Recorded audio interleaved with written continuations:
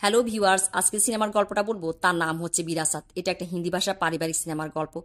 গল্পটা দায়িত্ব, কর্তব্য আর আত্মত্যাগে। তবে চলুন জেনে আসা যাক এই সিনেমার পুরো গল্প। গল্প শুরু হয় রাজা ঠাকুরকে দিয়ে। তার দুই ছেলে, তারা যখন ছোট ছিল তাদের মা মারা যায়। রাজা ঠাকুরই তার ছেলেদেরকে বড় করে। তার বড় ছেলে এখন বিবাহিত আর ছোট ছেলে শক্তি লন্ডনে পড়াশোনা করে। শক্তি লন্ডন থেকে গ্রামে আসে, তার সাথে আসে তার বান্ধবী আনিতা। রাজা ঠাকুর তার ছেলে শক্তিকে অনেক ভালোবাসে। শক্তি আনিতাকে তার বাবার সাথে পরিচয় করা যে আনিতা তার সাথে লন্ডনে পড়াশোনা করেছে। যদিও রাজা ঠাকুর কথা না বাড়িয়ে তাদেরকে ঘরের ভিতরে নিয়ে আসে। তিনি রাতে তাদের জন্য একটা অনুষ্ঠানের আয়োজন করেছে। ওদিকে রাজা ঠাকুরের ছোট ভাই বিজু ঠাকুর আর বুড়ি ঠাকুর এই নিয়ে কথা বলছে যে মনে হচ্ছে যেন শক্তি কোনো একটা যুদ্ধ জয় করে এসছে। তারা রাজা ঠাকুরকে পছন্দ করে না, কেননা তিনি আর্থিক দিক দিয়ে তাদের থেকে ভালো অবস্থানে আর গ্রামের লোকদের জন্য অনেক কিছু করে। এতে গ্রামবাসী তাকে পছন্দ করে। তবে গ্রামের এক পক্ষ রাজা ঠাকুরের জন্য আর এক পক্ষ বিজু ঠাকুরের জন্য কাজ করে। আর এই দুই পক্ষের মধ্যে মাঝে মধ্যে নানা বিষয় সংঘর্ষও লেগে যায়। শক্তি তার বাবার সাথে বসে খাবার খাচ্ছিল, সেখানে সে আনিতাকে ডেকে এনে আনে। আর কথা কথা তার বাবাকে বোঝাতে চায় যে সে আনিতাকে বিয়ে করবে আর শহরে গিয়ে একটা হোটেলে বিজনেস শুরু করবে। তবে রাজা ঠাকুর চেয়েছিল যে শক্তি লন্ডন থেকে ফিরে এসে গ্রামের মানুষদের জন্য কিছু করবে। তিনি কথা না বাড়িয়ে সেখান থেকে উঠে চলে যায়। শক্তি আনিতাকে নিয়ে পুরো গ্রাম ঘুরে বেড়ায়। তাদের সাথে দেখা হয় গ্রামের একটা মেয়ে গহনা, যে কিনা রং দিয়ে রঙ্গোলি আঁকছিল। আর আনিতার কাছে বেশ ভালো লাগে, সে বেশ কিছু ছবিও তুলে। তবে গহনার বাবা নারায়ণ, যে কিনা বুড়ি ঠাকুরের জন্য কাজ করে, এসে শক্তিকে বলে যে যদি বুড়ি ঠাকুরের লোকেরা শক্তিকে এখানে দেখে তবে ঝামেলা পাকাবে। শক্তি আনিতাকে নিয়ে চলে আসে। তারা একটা পারিবারিক মন্দিরে আসে। এখানেও মন্দিরে দুটো তালা ঝুলানো, এটাকে নিয়েও ঝামেলা। আর তাদের কাজে ছেড়ে সুরকি এসে বলছে যে শক্তি এখান থেকে চলে যাওয়ার জন্য। তবে শক্তি জিদ ধরে বসে যে সে আনিতাকে মন্দিরের ভেতর নিয়ে যাবে। শেষ পর্যন্ত সুরকিয়াকে মন্দিরের তালা ভাঙতে হয় আর শক্তি আনিতাকে নিয়ে মন্দিরের ভেতরে যায়। সে আনিতাকে বলছে যে তার একটা ইচ্ছা যে এই মন্দিরে তাদের বিয়ে হবে। আনিতা লন্ডনে ফিরে যাবে আর শক্তি তাকে ট্রেনের অবধি দিয়ে আসছিল। আর রাস্তায় তাদেরকে কিছু গ্রামবাসী পথ আটকায়, বলে যে এই রাস্তা দিয়ে না যাওয়ার জন্য, কেন গ্রামে একটা ঝামেলা হয়েছে। যেটা হয়েছে যে সুরকিয়া মন্দিরে তালা ভেঙেছে, এজন্য বুড়ি ঠাকুরের লোকেরা তার হাত কেটে দিয়েছে। ওদিকে রাজা ঠাকুরের লোকেরা গিয়ে বুড়ি ঠাকুরের লোকদের বসত বাড়িতে আগুন দিয়েছে। শক্তি আনিতাকে ট্রেনে উঠিয়ে হাসপাতালে ছুটে যায় আর সুরকিয়ার অবস্থা দেখে তার কাছে বেশ খারাপ লাগে। আর সে গ্রামবাসী তার পক্ষের গ্রামবাসীদেরকে বলছে তারা কেন গিয়ে বুড়ি ঠাকুরের লোকদের বসত বাড়িতে আগুন দিয়েছে। আর শক্তি পুলিশের কাছে আসে, পুলিশকে কিছু করতে বলে। পুলিশ বলছে যে গ্রামের একটা লোকও কোনো সাক্ষ্য দিতে রাজি হয় না, তারা নিজেদের মধ্যে মারপিট করেই সবকিছু সমাধান করে। শক্তি বাসায় ফিরে আসিয়া তার বাবাকে বলে যে তাকে মাফ করে দেওয়ার জন্য, তার জন্যই এমন এসব কিছু হয়েছে। আর সে এটাও বলে যে সে ফিরে যাবে গ্রাম থেকে। তার কাছেই গ্রামের দম বন্ধ হয়ে আসে। গ্রামের লোকেরা অশিক্ষিত, হিংস্র, সবকিছুতে মারাপিট কাটাকাটি করে। তবে রাজা ঠাকুর বলছে সেই গ্রামের লোকদের মধ্যেই পড়ে। তার কি মনে হয় না যে শক্তি গ্রামের লোকদের জন্য কিছু করার আছে? তিনি চেয়েছিলেন যে শক্তি লন্ডন থেকে ফিরে আসে গ্রামের মানুষদের উন্নতির জন্য কিছু করবে। তবে শক্তি বলছে যে সে গ্রামের মানুষদের জন্য কিছু করবে, তবে নিজে কিছু প্রতিষ্ঠিত হয়ে। এতে রাজা ঠাকুর একটু রেগেও যায়। ম্যানেজারকে ডেকে বলে যে শক্তির জন্য একটা টিকিটের বন্দোবস্ত করতে। এদিকে কথা বলতে বলতে রাজা ঠাকুর বেশ ইমোশনাল হয়ে পড়ে। শক্তিকে বলে যে তার কি মন চায় না তার বাবার সাথে কিছুটা দিন সময় কাটাতে। শক্তি তার বাবাকে বলে যে তার বাবাকে তার উপর ভরসা রাখার জন্য, সে গ্রামবাসীদের জন্য কিছু করবে। রাজা ঠাকুর বলছে তার উপরেই ভরসা, কেননা তার বড় ভাই যে কিনা সবসময় মদ খেয়ে মাতাল হয়ে থাকে। এভাবেই বাবা ছেলের মধ্যে কথা হয়। শক্তি সকালবেলা একজন কালেক্টরকে ডেকে আনে, যে কিনা গ্রামবাসীদেরকে বলছে যে এই মন্দিরটার নিয়ে যে ঝামেলাটা হয় সেটা এবার হতে আর থাকবে না, এই মন্দির দেখাশোনার ভার এখন থেকে সরকারি লোকদের।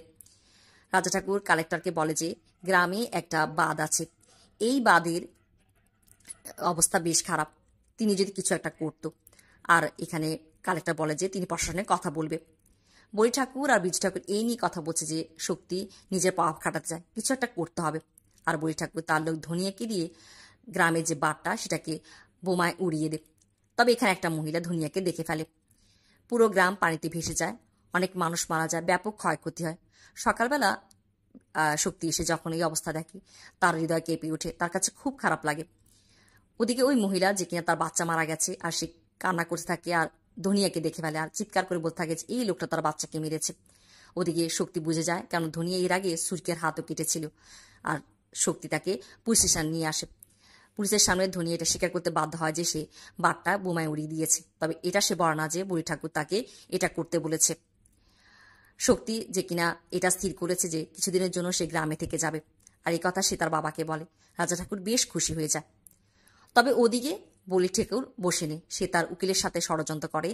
আর ওই যে আমরা একটা মেয়ে গহনাকে দেখেছিলাম, তার বাবা নারায়ণ তাদের বাসার পাশে যে জমিটা, সেখানে তার কাটার বেড়া দিয়ে দেয়। এতে গ্রামবাসী অসুবিধা পড়ে যায়। তারা ওই রাস্তা দিয়ে তাদের শস্য শাকসবজি বাজারে নিয়ে যেত। আর তারা রাজা ঠাকুরকে ডেকে নিয়ে আসে, রাজা ঠাকুরের সাথে শক্তিও আসে। এখানে উকিল বলছে যে নারায়ণ বলি ঠাকুরের কাছে এই জমিটা বন্ধক রেখেছে, এই জন্যই তারা এই জমিতে তার দিয়েছে। আর এটা নিয়ে পঞ্চায়েত বসা হয়। রাজা ঠাকুর পঞ্চায়েতে বলছে যে এটা গ্রামবাসীদের জীবন জীবিকার ব্যাপার, কেননা তারা যদি এই রাস্তা দিয়ে তাদের শস্য আর শাকসবজি নিয়ে না যায়, অন্য রাস্তা দিয়ে নিতে গেলে তাদের একদিন লেগে যাবে। এতে যা হবে যে তাদের শস্য পচে যাবে, তাদের অনেক ক্ষয়ক্ষতি হবে। তবে বলি ঠাকুর যে কিনা নারায়ণ দাস তাকে বন্ধক দিয়েছে জায়গাটা, এটা একটা দলিল নিয়ে আসে আর বলছে যে এটার ফয়সালা কোর্টে হবে। আর বলি ঠাকুর এখানে রাজা ঠাকুরকে বেশ অপমান করতে শুরু করে। আর সে শক্তির সাথে আনিতার সম্পর্ক নিয়ে কথা বলে। এতে রাজা ঠাকুর আরো বেশি ক্ষেপে যায়, আর পঞ্চায়েতকে বলে যে বলি ঠাকুরকে চুপ করানোর জন্য। তবে পঞ্চায়েত এখানে চুপ করে থাকে। আর রাজা ঠাকুর বেশ ক্ষেপে গিয়ে শক্তি যে কিনা বলি ঠাকুরকে মারতে গিয়েছিল তাকে থামিয়ে শক্তিকে নিয়ে সেখান থেকে চলে আসে। শক্তি বুঝতে পারে যে তার বাবা আজকে অনেক রেগে গেছে। বাসায় এসে তিনি একটু অসুস্থ হয়ে পড়ে। তিনি শুয়ে পড়ে আর তার নাতিদিকে বলে যে তাকে একটা গান শোনানোর জন্য। আর কিছুক্ষণের মধ্যে আমরা দেখি যে তিনি হার্ট অ্যাটাক করে আর মারা যায়। শক্তি তার বাবার জন্য কিছুই করতে পারে না। এখানে আমরা দেখি যে শক্তির বড় ভাই যে কিনা বড় ছেলে হিসেবে শক্তির বাবা চিতে আগুন দিবে, সে মদ খেয়ে মাতাল হয়ে পড়ে আর শক্তিকে তার বাবার চিতে আগুন দিতে হয়। এভাবেই শক্তি তার বাবার প্রতি দায়িত্ব কর্তব্য বা এই গ্রামটাকেও ভালোবেসে ফেলেছে সে। আর সে তার বাবার জায়গাটা নিয়ে নেয়। এতে গ্রামবাসী অনেক খুশি হয় যে রাজা ঠাকুর যেভাবে তাদেরকে আগলে রাখতো, শক্তিও তাদেরকে সেভাবে আগলে রাখবে। কিছুদিন চলে যায়, এরই মধ্যে আনিতার চিঠি আসে। শক্তি যখন আনিতার চিঠিটা গ্রামের খেতে দাঁড়িয়ে পড়ছিল, চিঠিটা উড়ে গিয়ে গহনাদের আঙিনায় গিয়ে পড়ে। গহনা শক্তিকে এনে চিঠিটা দিয়ে, এর মধ্যে গহনার বাবা শক্তিকে এটা বলছে যে এই গহনার জন্যই সবকিছু ঝামেলা হচ্ছে। যদি তিনি গহনার বিয়ে দিয়ে দিত তবে তিনি সবকিছু ছেড়ে ছুড়ে এখান থেকে চলে যেত, আর গ্রামবাসীরা এই জায়গাটা ব্যবহার করতে পারত। এই কথাগুলো শক্তি মন দিয়ে শোনে আর কিছু একটা ভাবে সেখান থেকে চলে যায়। রাতে আমরা শক্তিকে দেখি যে সে ঘনার বাবার সাথে দেখা করে আর বলে যে ঘনার জন্য একটা বিয়ের প্রস্তাব নিয়ে এসছে আর ছেলেকেও নিয়ে আসে, তার নাম মোহন। তবে গহনা বাবা ভয় পেয়ে যায় যদি বুড়ি ঠাকুর তাদের ক্ষতি করে। এই দায়িত্বটাও শক্তি নেই। সে গহনার জন্য বিয়ের আয়োজন করে, পুলিশকেও আনা হয়। তবে এখানে একটা চিঠি আসে যেটা মোহন পাঠিয়েছে আর লিখেছে যে যে যারাই বলি ঠাকুরের বিপক্ষে যা তাদেরকে বলি ঠাকুর মেরে ফেলে, আর সে মরতে চায় না, এই জন্য এই বিয়েটা সে করতে পারবে না। আর এদিকে গহনার বাবা হাহুতার শুরু করে আর শক্তিকে বলছে, শক্তি বলেছিল যে সে রাজা ঠাকুরের ছেলে, সে তার কথা দিয়ে কথা রাখে। ওদিকে গহনাও কাঁদতে শুরু করা, বলে যে সে আত্মহত্যা করবে। যদিও শক্তি তার একজন পরিচিত লোকের সাথে ঘনা বিয়ে দিতে চায়, তবে ঘনার বাবা বলে যে সে যা কেউ সাথে তার মেয়েকে বিয়ে দিবে না। গহনা তার বাবা চলে যাচ্ছিল, সবাই তাদেরকে বুঝাতে চায় আর তারা যেতে যেতে বলছিল তাদের জন্য আত্মহত্যা করা ছাড়া আর কিছু নেই, তারা সমাজের সামনে আর মুখ দেখাতে পারবে না। আর পিছন থেকে শক্তি তাদেরকে ডাকে আর থামায় আর বলে যে সে ঘনাকে বিয়ে করবে। এভাবেই শক্তি ঘনাকে বিয়ে করে ফেলে। যদিও শক্তির মনে আনিতা রয়ে গেছে, সেটা গহনা বুঝতে পারে। আর শক্তির ভাবি ঘনাকে বলছে যে ঘনা শক্তি যা পছন্দ করে তা করার জন্য। আস্তে আস্তে শক্তি তাকে তার মনে জায়গা করে নেবে।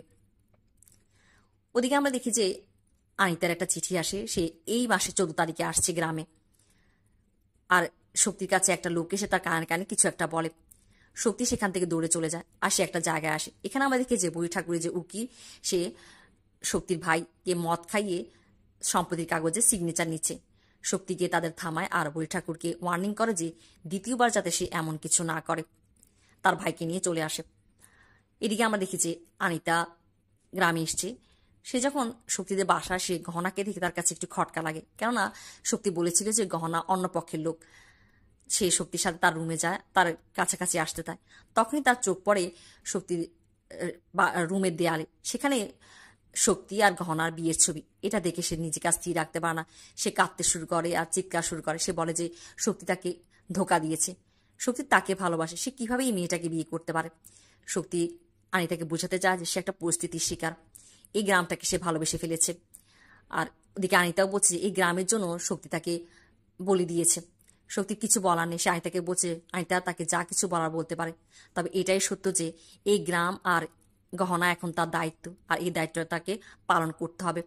ওদিকে গহনা আসলে সেও কথাগুলো শুনে ফেলে। যদিও আনিতা শক্তিকে আর কিছুই বলে না, তাকে রুম থেকে বেরিয়ে যেতে বলে। রাতে খাবারের পর গহনা যখন আনিতাকে একা পায়, সে তার পা জড়িয়ে ধরে আর বলে যে মঙ্গলসূত্র দেখিয়ে শক্তিকে তার কাছ থেকে নিয়ে নেওয়ার জন্য। তবে আনিতা গহনাকে বলছে যে সে ভুল বুঝতে পারছে, সেখানে এসেছিল তার ভালোবাসার জন্য, তবে এখানে এসে সে দেখেছে যে তার ভালোবাসা তার কাছ থেকে অনেক দূরে চলে গেছে। ওদিকে গহনাও আনিতাকে পুরো ঘটনাটা বলে যে কোন পরিস্থিতিতে শক্তি তাকে বিয়ে করেছে। পরের দিনই আনিতা চলে যায়, আর ওদিকে গহনাও শক্তির সাথে ট্রেন স্টেশন অবধি যায় আনিতাকে বিদায় জানার জন্য। তারা যখন দুজন বাসায় ফিরে আসছিল, এদিকে বৈঠাকের লোকেরা তাদের উপর হামলা করে, তাদেরকে মেরে ফেলতে চায়। আর এই ঘটনার পর থেকে গহনা বেশ চিন্তায় পড়ে যায় শক্তিকে নিয়ে। সে শক্তির বেশ খেয়াল রাখতে শুরু করে, আর শক্তিও বুঝতে পারে যে একটা গ্রামের মেয়ের জন্য তার হাজবেন্ড কতটা গুরুত্ব আর তার জায়গা দখল করে আছে। সে মনে করে যে গহনার সাথে সে অন্যায় করছে। এইভাবেই আমরা দেখি যে শক্তি গহনাকে তার জীবনে জায়গা দেয়, আর তাদের একটা সুন্দর পারিবারিক বিবাহিত জীবনের শুরু হয়। গ্রামের লোকেরা এটা ঠিক করে যে তারা এবারে মন্দির থেকে দেবী মায়ের রথযাত্রা বের করবে, আর এই দায়িত্বটা তারা শক্তির উপরে দেয়। আর এ নিয়ে বুড়ি ঠাকুর কথা তোলে, আর তারা বলে যে রাজা ঠাকুর বড় ছিল, সেজন্য শক্তি ঠাকুরকে এই দায়িত্বটা দেওয়া হয়েছে। তবে বুড়ি ঠাকুর বলছে যে রাজা ঠাকুর মারা গেছে, আর শক্তি বলে যে ঠিক আছে, তাহলে বুড়ি ঠাকুরকে দায়িত্বটা দেওয়া হোক। তবে বলি বলছে যে সে শক্তির কাছ থেকে কোনো দয়া চায় না, আর সে তার লোকদেরকে নিয়ে উঠে যেতে চায়। আর যাওয়ার আগে শক্তিকে বলে যায় যে সে শক্তিকে দেখে নেবে আর শক্তিকে মেরেও ফেলবে। তবে শক্তিও এখানে বুড়ি ঠাকুরকে বলে যে সে যাতে শক্তির ভেতরে যে জানোয়ারটা আছে সেটাকে না জাগানোর জন্য। এখানে আমরা দেখি যে তারা যেদিন রথযাত্রা যাচ্ছিল সেই দিন শক্তির ভাবি সে শক্তিকে এটা বলে যে গহনা মা হতে চলেছে। শক্তি বেশ খুশি হয়। তারা সবাই মিলে রথযাত্রা যায়। এখানে শক্তি পুলিশকে নিয়ে সবকিছু তত্ত্বাবধান করছে। তবে মেলায় আমরা বুড়ি ঠাকুরের কিছু লোকদেরকে দেখি যারা কিছু একটা খিচুড়ি পাকাচ্ছে। ওদিকে আমরা দেখি যে বুড়ি ঠাকুরের মা আর তার বাবা বিজু ঠাকুর পুলিশকে ফোন করতে চলেছে। তবে বুড়ি ঠাকুর ফোনের তার কেটে দেয়। বিজু ঠাকুর বলছে যে বুড়ি ঠাকুর যা করতে চলেছে যে বড় বিপর্যয় হয়ে যাবে। আর কিছুক্ষণের মধ্যে আমরা দেখি যে মেলাতে বুড়ি ঠাকুরের মা শক্তির চাচি চলে আসে, আর শক্তিকে খুঁজে বের করে তাকে কিছু একটা বলে। শক্তি দৌড়ে যায়, তবে বেশ দেরি হয়ে গেছে। এখানে বোমায় রথযাত্রাটা উড়ে যায়, অনেক মানুষ এখানে মারা যায়। শক্তি নিজেকে আর স্থির রাখতে পারে না, সে একটা তলোয়ার নিয়ে বুড়ি ঠাকুরকে মারতে যায়। সেখানে গিয়ে সে দেখে যে বুড়ি ঠাকুর যে কিনা বাসা থেকে পালিয়ে গেছে, আর বুড়ি ঠাকুরের মা আর তার চাচা বিজু ঠাকুর বলছে তাদেরকে মেরে ফেলার জন্য, কেননা এমনিতেও গ্রামবাসীরা তাদেরকে মেরে ফেলবে। শক্তি তাদের অবস্থা বুঝতে পারে আর তাদেরকে তার সাথে তার বাসায় নিয়ে আসে। এখানে গ্রামবাসীরা এসছে, তারা শক্তিকে বলছে তাদের হাতে বিজু ঠাকুর তার পরিবারকে তুলে দেওয়ার জন্য। তবে শক্তি বলে যে এইভাবে মারামাটি কাটাকাটি করে কিছুই হবে না, যা করা পুলিশ করবে। পুলিশ বুড়ি ঠাকুরকে গ্রেপ্তার করে তাকে সাজা দিবে। আর এভাবে সে গ্রামবাসীদেরকে মানায়। ওদিকে আমরা বুড়ি ঠাকুরকে দেখি যে বুড়ি ঠাকুর তার মার সাথে দেখা করতে আসে। সে বলছে সে তার ওয়াইফকে এখান থেকে নিয়ে যাবে। শক্তি তাকে দেখে ফেলে আর বলে যে তাকে পুলিশের কাছে সারেন্ডার করার জন্য। তবে বুড়ি ঠাকুর তার কথা না শুনে ওদিকে শক্তিকে মারতে যায়। এভাবে দুজনের মধ্যে লড়াই শুরু হয়। একটা সময় শক্তি নিজেকে বাঁচাতে গিয়ে বুড়ি ঠাকুরের শরীর থেকে তার মাথাটা বিচ্ছিন্ন করে ফেলে। এভাবে বুড়ি ঠাকুর মারা যায়। শক্তি নিজেকে আর সামলাতে পারে না, সে বিড়বিড় করে বলতে থাকে যে সে একজন খুনি হয়ে গেছে, সে একজন মানুষকে খুন করেছে। ওদিকে গ্রামবাসীরা এসে যখন বুড়ি ঠাকুরের মৃতদেহটা দেখে, আর তারা বলে যে শক্তি অনেক ভালো কাজ করেছে, যে একটা রাক্ষসকে মেরে দিয়েছে। সুরখিয়া বলছে সে এই খুনের দায় নিজের কাঁধে তুলে নেবে। তবে শক্তি পুলিশের কাছে গিয়ে সারেন্ডার করে। সে বলছে যে সে চায় না এই গ্রামে আর কোন হিংসা বিদ্বেষ থাকুক, এই গ্রামের মানুষ শিক্ষিত হোক, সামনের দিকে এগিয়ে যাক। শক্তিকে পুলিশ ট্রেন স্টেশন নিয়ে আসে, তাকে শহরে নিয়ে যাবে। শক্তি সবার কাছ থেকে বিদায় নেয়। যখন সে ঘনার কাছে আসে, ঘনা কাঁদতে শুরু করে, যদিও শক্তির কাছে তাকে বলার কোনো ভাষা নেই। শক্তি গিয়ে ট্রেনে চড়ে আর আস্তে আস্তে ট্রেনটা চলতে শুরু করে। এইভাবেই এই গল্পটা শেষ হয়।